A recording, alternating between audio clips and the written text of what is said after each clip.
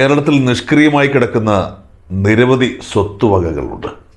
അവകാശികളൊക്കെ ഉണ്ട്, പക്ഷേ എൻ്റെ ആധാരങ്ങളോ മറ്റ് ഡോക്യുമെൻസുകളോ ഒന്നും ഇല്ലാതെ ആരുടെയൊക്കെ കൈപ്പെട്ടുപോയി ഒന്നും ചെയ്യാൻ പറ്റാതെ കിടക്കുന്ന നിരവധി നിഷ്ക്രിയ ആസ്തികളുണ്ട്.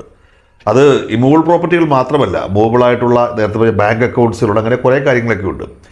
ഇതിൻ്റെയൊക്കെ സുപ്രധാനമായ പ്രശ്നം കുടുംബത്തിലെ ചില ആൾക്കാരുടെ ചില രീതികളാണ്. പ്രത്യേകിച്ച് അച്ഛനും അമ്മയും ഒക്കെ അവരുണ്ടാക്കിയ സ്വത്തിൻ്റെ രേഖകൾ മറ്റാർക്കും വിട്ടുകൊടുക്കുകയില്ല. മരണം വരെ അത് കെട്ടിപ്പിടിച്ചുകൊണ്ടിരിക്കുക എന്നൊരു രീതിയുണ്ട്.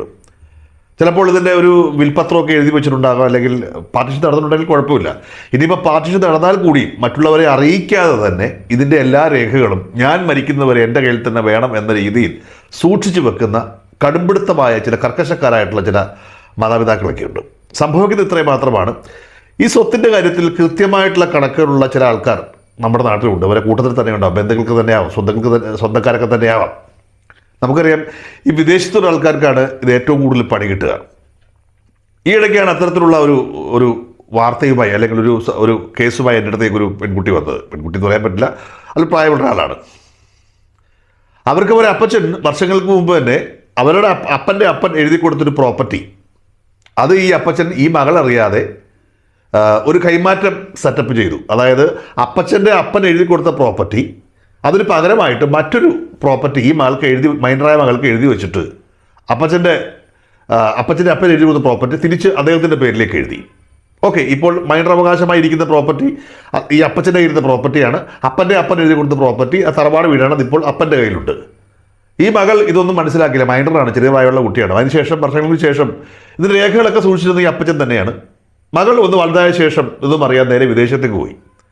വിദേശത്തേക്ക് പോയ സ്ഥിതിക്കും കുറേ വർഷങ്ങൾക്ക് മുമ്പ്, ഇപ്പോഴല്ല, ഇപ്പോൾ വളരെ കുറച്ച് പാടാണ്, എങ്കിലും വർഷങ്ങൾക്ക് മുമ്പ് ഈ അപ്പച്ചൻ എന്ത് ചെയ്തു, മകളറിയാതെ മകളുടെ പേരിലുള്ള പ്രോപ്പർട്ടി അവളുടെ ഓതറൈസേഷൻ എന്ന പേരിൽ ഒരു പവർ ഓഫ് അറ്റോർണി പോലും ഇല്ലാതെ ഓൾറെഡി മറ്റൊരാൾക്ക് വിറ്റു. അതിനുശേഷം അപ്പച്ചൻ മരിച്ചു പോവുകയും ചെയ്തു. ഇപ്പോൾ ആ അപ്പച്ചൻ്റെ പേരിലുള്ള പ്രോപ്പർട്ടിക്ക് 3-4 അവകാശികളായി.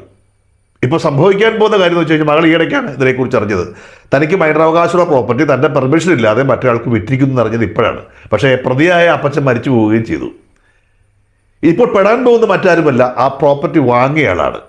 കുറേ വർഷങ്ങൾക്ക് ശേഷം അയാൾക്കെതിരെ പുതിയൊരു കേസ് ചാർജ് ചെയ്യാൻ പോവുകയാണ്. കാരണം ഒരു വസ്തു വാങ്ങുമ്പോൾ അതിൻ്റെ എല്ലാ നൂലമാലകളെക്കുറിച്ചും വാങ്ങുന്നയാൾ ധരിച്ചിരിക്കണം എന്നൊരു നിയമം കൂടിയുണ്ട്.